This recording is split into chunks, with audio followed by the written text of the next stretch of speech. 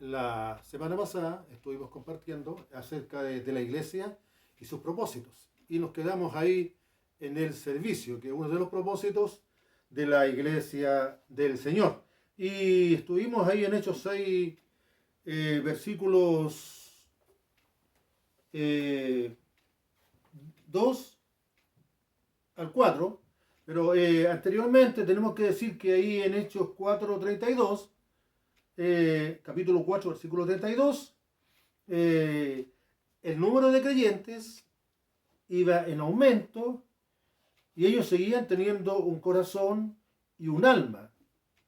Y también formaban parte de la comunidad de creyentes que estaban unánimes con unidad de pensamiento, de intenciones y de deseos.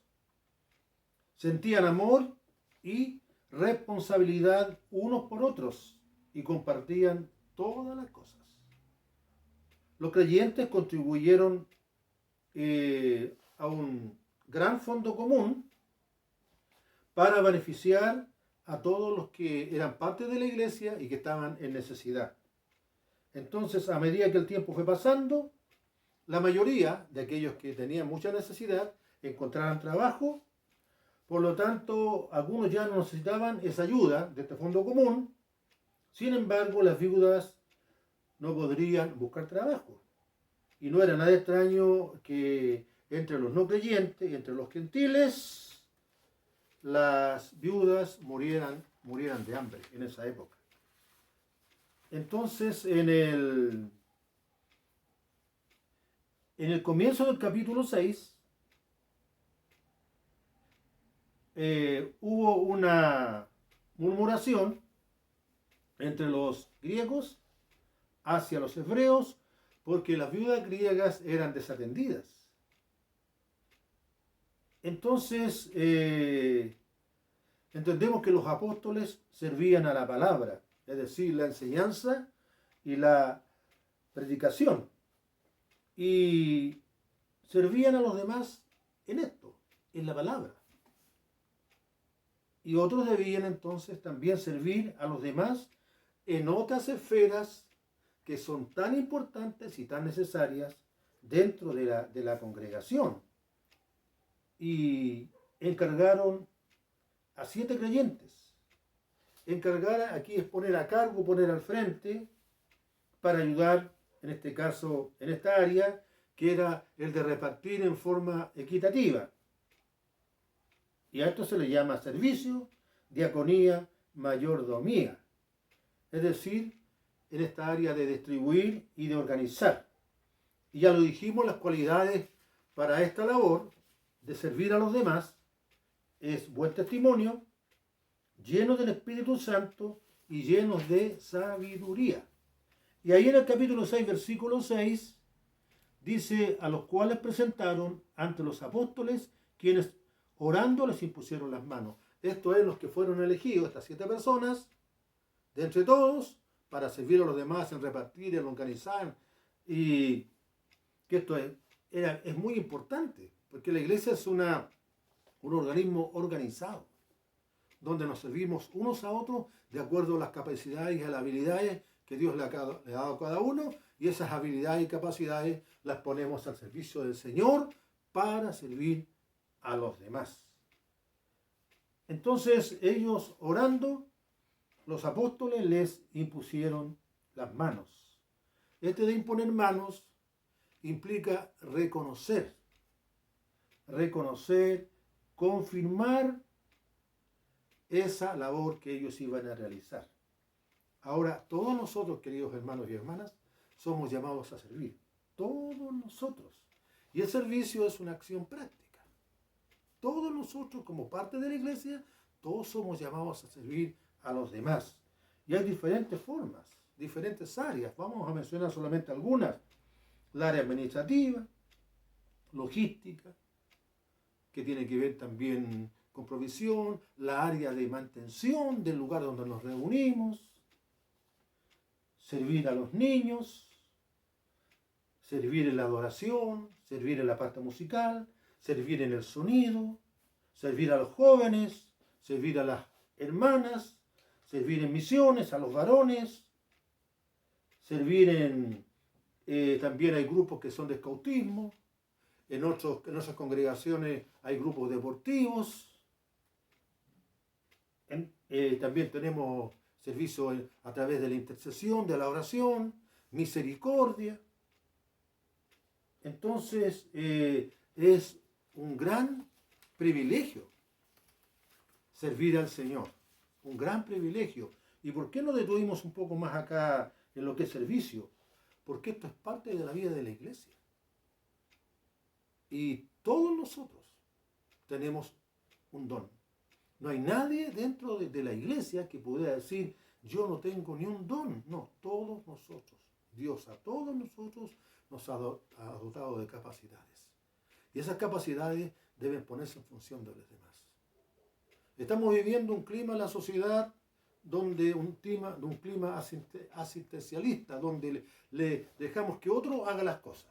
Y alguien el otro día puso un ejemplo muy, bueno, yo diría muy fuerte en este caso el ejemplo.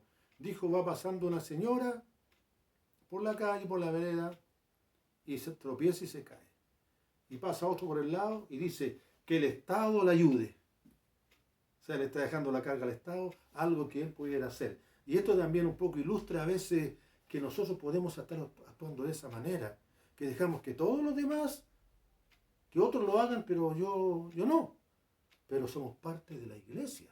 Y lo decimos, y nos tenemos gracias porque somos parte de tu iglesia, del pueblo elegido. Pero tenemos que desarrollarnos y manifestar con acciones de servicio a los demás que somos parte del cuerpo. Entonces, esperamos que al retorno de esta pandemia, cuando nos juntemos en forma presencial, podamos también reforzar estas áreas y todos nosotros estemos dispuestos a servir, todos nosotros con una actitud de disposición, de ofrecernos para el Señor. Y a veces, yo quisiera poner un ejemplo al pastor Jim Mazurek. Ustedes lo vieron, ¿no es cierto? Él es un doctor en teología, profesor de instituto bíblico, profesor también de facultades teológicas, fue profesor mío. Pero sin embargo, cuando empezó la construcción del templo, él estaba ahí, ayudando a poner ladrillos, ayudando a ir a comprar, y él fue el que hizo las bancas esas que teníamos media colón ladrillo, él las hizo. Yo solamente le ayudaba a sostener, no me acuerdo quién más estaba con nosotros, pero él hizo las bancas. Entonces, ahí tenemos un ejemplo, no solamente puede hacer una cosa, sino que puede hacer otra, y cómo nos ha beneficiado, cómo nos ha ayudado. Eso también es entender que somos parte de la iglesia y que nuestra acción va a bendecir a otros. A veces por un largo tiempo, a veces por un breve tiempo, pero tenemos que estar dispuestos a servir al Señor también en este aspecto. Todos nosotros. Y cada uno debe ocupar un lugar en el cuerpo de Cristo y cumplir el rol dentro de él. Como integrantes del cuerpo de Cristo, nuestra vida, tanto individual como colectiva, debe crecer y edificarse mutuamente en amor, según lo expresa ahí entonces la palabra en el libro de Efesios. Y también la iglesia, la relación que existe entre Cristo y la iglesia. El Nuevo Testamento la ilustra con figuras visibles, diríamos, de la verdad, visibles, de la realidad, para revelar la naturaleza de la iglesia, el contenido y propósito. Y también nos enseña que como iglesia somos un cuerpo. Somos un cuerpo. Y esto lo vemos ahí en 1 Corintios 12:12. 1 Corintios 12:12 nos muestra que como iglesia somos un cuerpo. Y dice, porque así como el cuerpo es uno y tiene muchos miembros, pero todos los miembros del cuerpo, siendo muchos, son un solo cuerpo, así también Cristo. Entonces, somos muchos integrantes, pero parte de este cuerpo que es la iglesia, como cuerpo humano, ¿cierto? Un cuerpo humano tiene manitos, tiene codos, tiene hombros, tiene cabeza, pero todo este cuerpo se sujeta a la cabeza que es Cristo. Si este cuerpo no tuviera cabeza, No puede ir la cabeza para allá, el cuerpo para acá, no puede, es la cabeza la que dirige el cuerpo, ¿cierto? Aquí vienen las ideas, las acciones, las órdenes las da el cerebro y el cuerpo funciona. Uno cree que si levanta la mano la levantó a voluntad de uno, no, porque la orden vino de acá. Entonces la importancia también de esta figura que nos ilustra acá la palabra del Señor, que somos parte de este cuerpo donde todos nos sometemos a la cabeza que es Cristo. Cristo es la cabeza entonces de la iglesia. Y también nosotros, formados por un cuerpo de miembros vivos. Este es un organismo vivo y activo, donde las relaciones deben ser mutuas, la interacción y las funciones de cada uno de nosotros dentro de este cuerpo, dentro de la iglesia. Entonces nos sometemos y obedecemos a Cristo como cabeza. Y ahí en Efesios 1, 22 y 23 tenemos también algo al respecto. Y dice, y sometió todas las cosas bajo sus pies y lo dio por cabeza sobre todas las cosas a la iglesia. Lo dio por cabeza, la autoridad de él está por sobre todas las cosas. A la iglesia, la cual es su cuerpo, la plenitud de aquel que lo llena todo y en todo. La iglesia en todo el mundo representaría entonces como la plenitud, porque en todo el mundo, imaginen cuántos dones, cuántos talentos, cuánta gracia en millones de creyentes. Entonces la iglesia es el cuerpo y Cristo es la cabeza y todos nos tenemos que someter a él. También otra figura que nos expresa la Escritura es un edificio o templo. Efesios 2, 20, 22, ustedes lo tienen en su hojita, ya lo leímos la semana pasada. Cristo entonces, y también lo especifica ahí Primera de Pedro, vosotros como creyentes sed edificados como piedras vivas, donde Cristo entonces en la roca es el fundamento. Cristo entonces es la roca en la que está fundada esta iglesia. Sobre esta roca edificaré mi iglesia, le dice a Pedro. Pedro es Petra, pero sobre esta roca que es Cristo, de ahí se edifica la iglesia. Cristo es el fundamento. Si no está el fundamento, no hay iglesia, porque ahí está la base. Y Pedro después, cuando ya es anciano, él dice, vosotros como piedras vivas, qué figura más maravillosa, piedras vivas, entendiendo que la iglesia es un edificio, vosotros como piedras vivas, sed edificados unos a otros.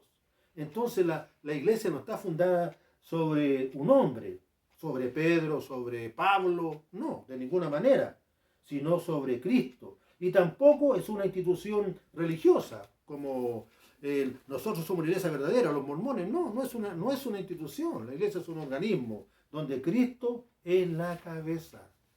También otra figura que usa como planta, también lo usó el Señor en Juan 15, 1 al 15. Jesucristo es la vid verdadera y nosotros somos sus pámpanos. Si no estamos inquietados en la vid, el pámpano carece entonces de vida, se apesta, se muere. Entonces debemos estar unidos a la vid para crecer espiritualmente y llevar mucho fruto. Y esto también lo enseñó el Señor. Yo los elegí a ustedes y ustedes no me eligieron a mí, para que lleven fruto. Y el fruto permanezca. También la palabra nos enseña que somos un pueblo. Vosotros sois, primera de Pedro 2, 9. Somos, dice, pueblo escogido por Dios. Pues mire, pueblo escogido, no somos cualquier pueblo. Somos un pueblo escogido. Dentro de muchos pueblos que hay, la iglesia es el pueblo. ¡Qué maravilloso! Que algo que a uno lo entusiasma, que lo anima, que lo estimula a ser agradecido. Somos el pueblo escogido por Dios. Dice, real sacerdocio, nación santa, para que anunciemos las virtudes de aquel que nos llamó de las tinieblas a su luz admirables. Entonces, qué maravilloso es ser parte de la iglesia. También como parte de la iglesia tenemos que congregarnos.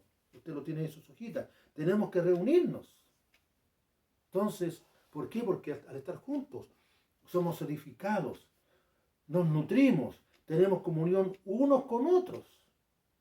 Ahora es difícil porque estamos en forma virtual, pero igual a través de estos medios, igual el Espíritu Santo está obrando y también estamos unidos, pero tenemos que congregarnos. Cuando sea posible, congregarnos, porque así nos enseña el Señor.